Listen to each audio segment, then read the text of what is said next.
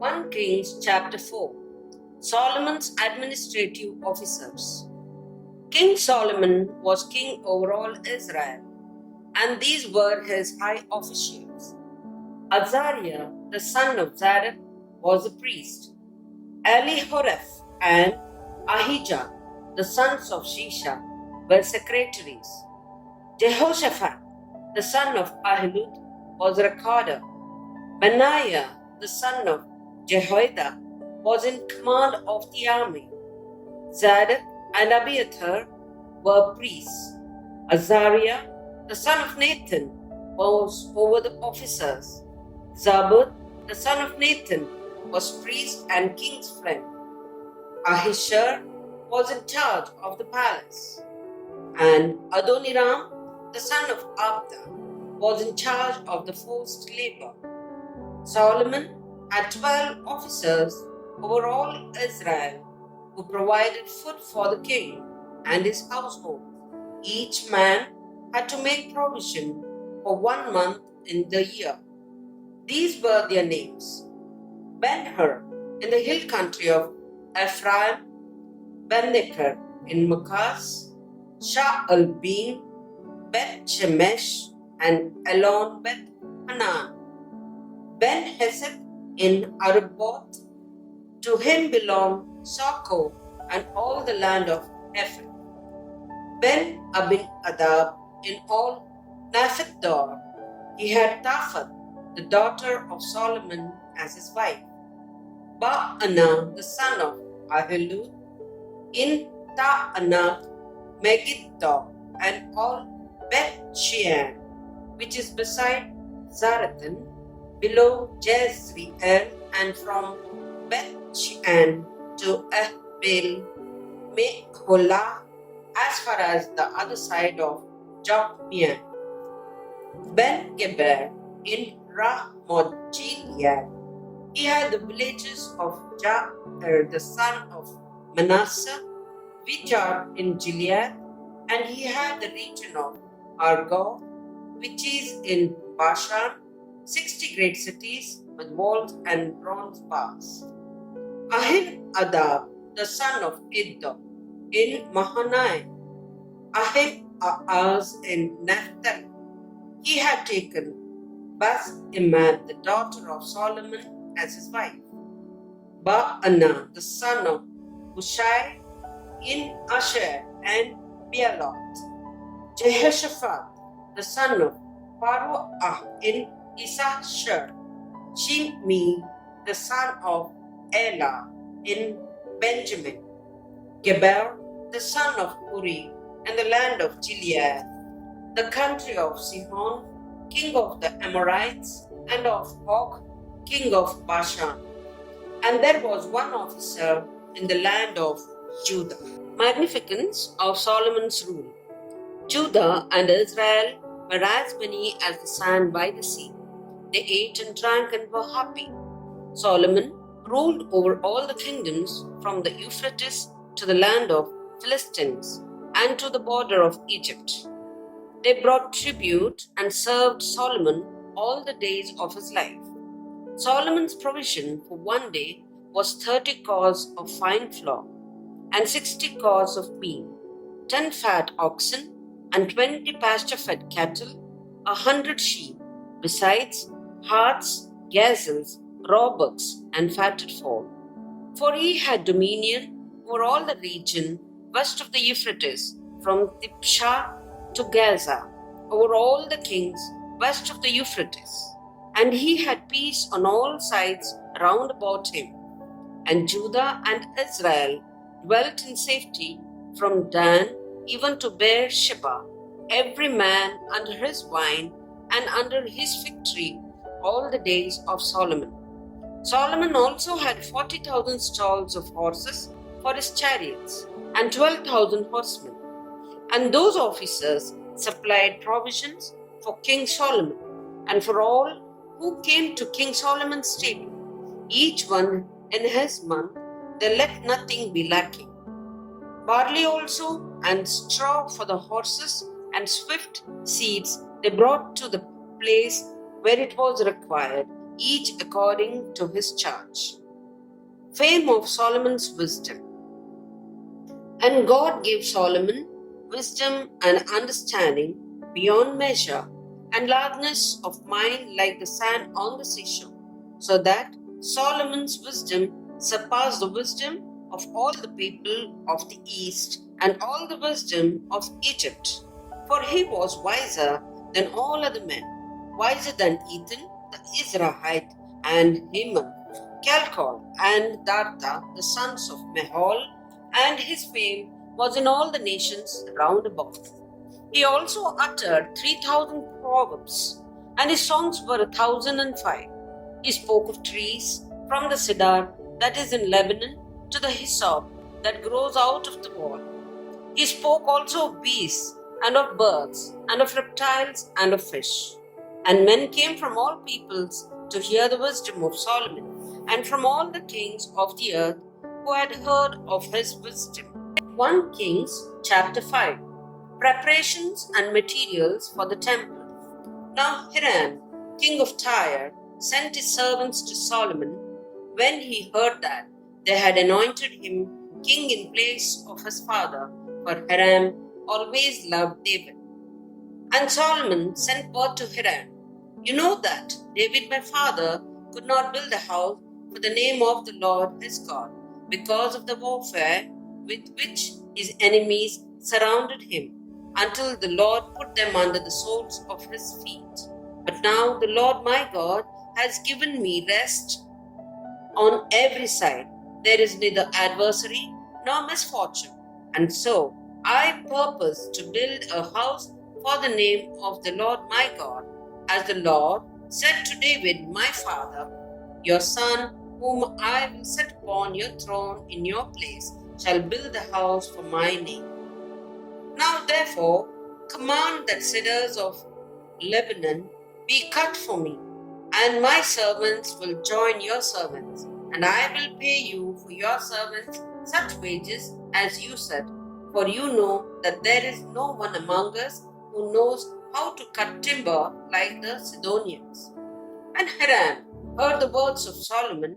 He rejoiced greatly and said, "Blessed be the Lord this day, who has given to David a wise son to be over this great people." And Hiram sent to Solomon, saying, "I have heard the message which you have sent to me. I am ready to do all you desire in the matter of cedar and cypress timber. My servants shall bring it down to the sea from Lebanon, and I will make it into rafts to go by sea to the place you direct, and I will have them broken up there, and you shall receive it, and you shall meet my wishes by providing food for my household." So Hiram had supplied Solomon with all the timber of cedar and cypress that he desired, while Solomon gave Hiram 20,000 cors of wheat as food for his household, and 20,000 cors of beaten oil. Solomon gave this to Hiram year by year. And the Lord gave Solomon wisdom as he promised him. And there was peace between Hiram and Solomon, and the two of them made a treaty. King Solomon raised a levy of forced labor out of all Israel, and the levy numbered 30,000 men. And he sent them to Lebanon, 10,000 a month in relays. They should be a month in Lebanon and 2 months at home. Adoniram was in charge of the levy. Solomon also had 70,000 burden bearers and 80,000 heavers of stone in the hill country. Besides Solomon's 3,300 chief officers who were over the work, who had charge of the people who carried on the work. At the king's command, they quarried out great, costly stones in order to lay the foundation of the house with dressed stones. So Solomon's builders and Hiram's builders and the men of Jebel did the heaving and prepared the timber and the stone to build the house. 1 Kings chapter 6. Solomon builds the temple.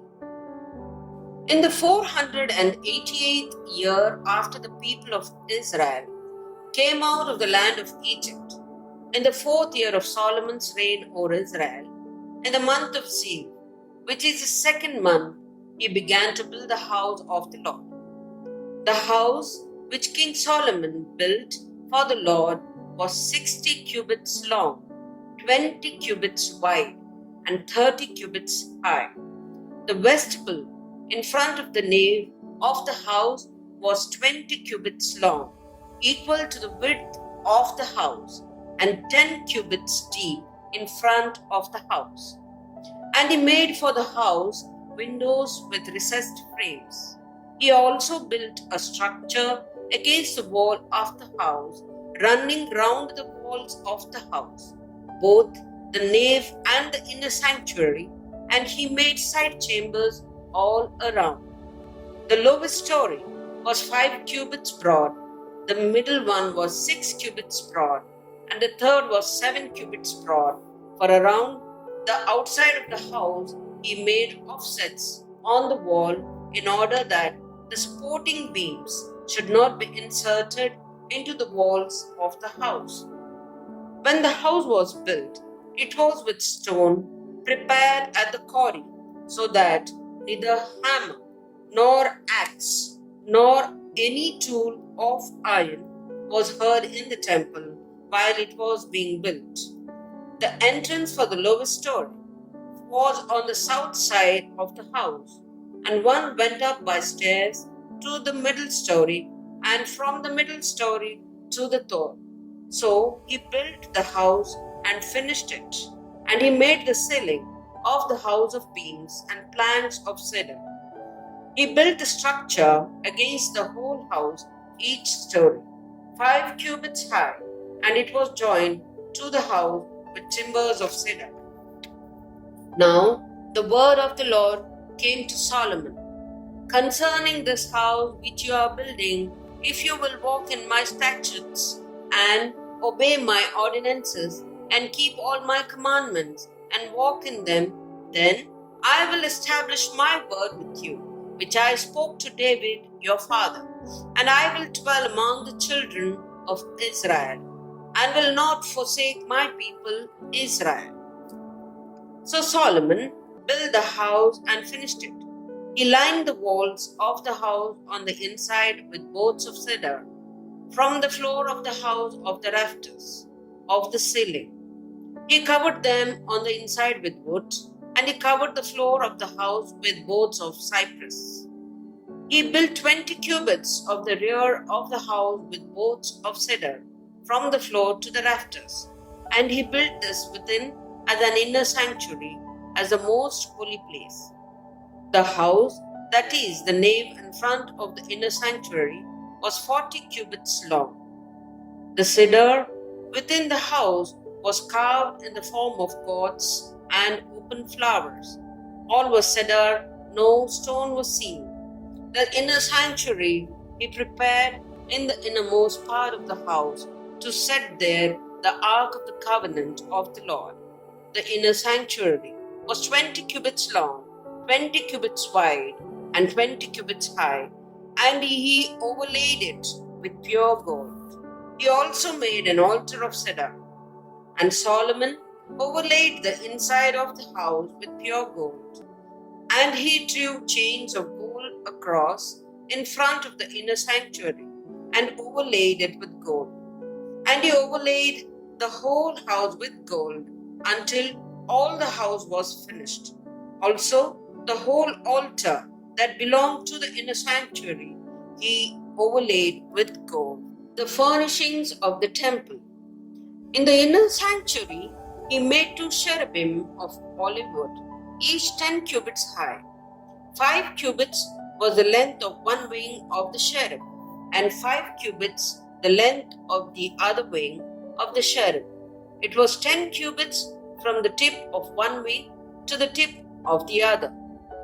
The other cherub also measured 10 cubits, both cherubim and the same measure and the same form. The height of one cherub was 10 cubits, and so was that of the other cherub. He put the cherubim in the innermost part of the house, and the wings of the cherubim were spread out so that a wing of one touched the one wall and a wing of the other cherub touched the other wall.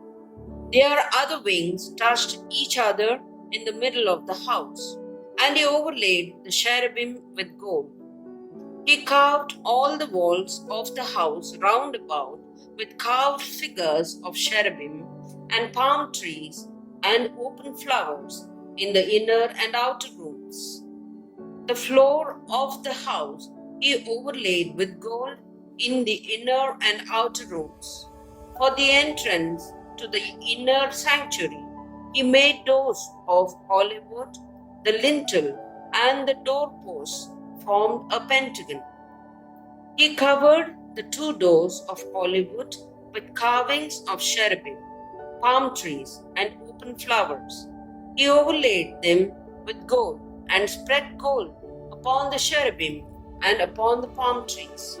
So also he made for the entrance to the nave doorposts of olive wood in the form of a square, and two doors of cypress wood.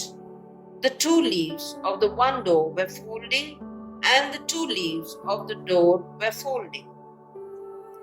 On them he carved cherubim and palm trees and open flowers, and he overlaid them with gold evenly applied upon the carved work. He built the inner court with 3 courses of hewn stone and 1 course of cedar beams. In the 4th year, the foundation of the house of the Lord was laid in the month of Ziv, and in the 11th year, in the month of Bul, which is the 8th month, the house was finished in all its parts and according to all its specifications. He was 7 years in building it.